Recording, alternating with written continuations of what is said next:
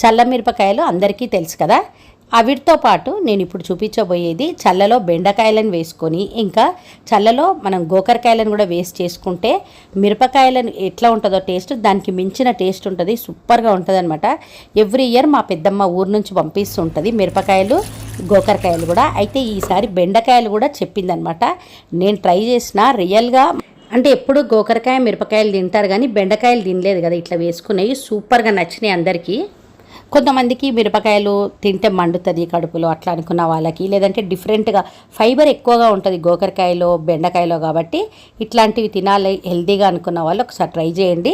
ఇక్కడ కేజీ గోకరకాయ ఉందనుకోండి, half KG పెరుగు తీసుకుంటే సరిపోతుంది. ఎందుకంటే దాంట్లో మళ్ళీ నీళ్లు వేసుకుంటాము. ఇక్కడ టీ గ్లాస్ అంత ఉప్పు వేసుకోవాలి. వేసుకొని ఇందులో మళ్ళీ ఒక 2 గ్లాసెస్ అంత వాటర్ కూడా పోసుకొని మొత్తం మంచిగా మజ్జిగలాగా చేసుకోవాలి. తర్వాత మంచి టేస్ట్ కోసము ఇందులోకి పసుపు ఇంకా జీలకర్ర మెంతి పొడి వేసుకుంటాము. ఒక 1 టీ స్పూన్ అంతా జీలకర్ర మెంతి పొడి.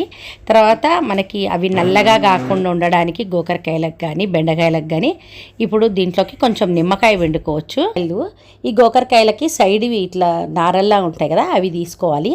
అవి తీసిన తర్వాత మంచిగా కడిగి వీటిని నీళ్ళన్నీ పోయేటట్టుగా జల్లెల్లో వేసి పెట్టుకొని నీళ్లు పోయిన తర్వాత ఈ గోకరకాయలకి మనము మామూలుగా చల్లమిరపకాయలకి ఎట్లా పెట్టుకుంటామో ఆ మిర్చికి ఘాట్లు అట్లా పెట్టుకోవాలి. చాకుతో కానీ లేదంటే ఏదన్నా పిన్నుతో అయినా సరే. లేదంటే ఆ గోకరకాయల్లోకి లోపలికి నీళ్ళు అదే ఉప్పు అనేది పోదు, ఉప్పు మజ్జిగ అనేది.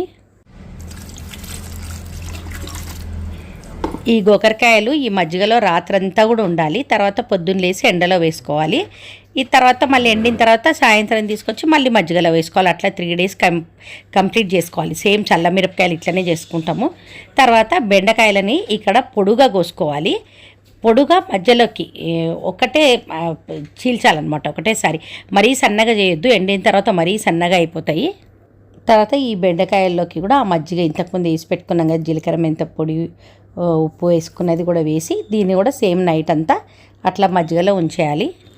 కొంచెం బెండకాయలు ఏంటంటే జిగురు ఉంటుంది కాబట్టి పెరుగు మజ్జిగని ఎక్కువ గుంజేస్తుంది అనమాట. ఇక్కడ చూస్తున్నారు కదా, ఇప్పుడు ఈ ఎండలో వేస్తున్నా. ఈ బెండకాయలకు మాత్రం జిగురు బాగా అంటుకుంది కాబట్టి మనము ఇట్లా గరిటెతో వేస్తే రాదు, చేయితో తీసేయాల్సిందే. ఆ జిగురు అంతా అతుక్కుంటుంది కాబట్టి మొత్తం చేయితో తీసి వేస్తున్నా. ఇవి ఒకరోజు ఎండినవి, వీటిని తీసుకుపోయి మళ్ళీ మజ్జిగలో వేస్తున్నా. అట్లా 3 డేస్ తర్వాత చూస్తున్నారు కదా బెండకాయలు గోకరకాయలు ఎట్లయినాయో. మంచి ఫైబర్ ఉంటుంది. అందరు కూడా ట్రై చేయండి. మన యూట్యూబ్ ఛానల్లో ఫుల్ డీటెయిల్గా ఉంది ఈ రెసిపీ, ఒకసారి చెక్ చేయండి.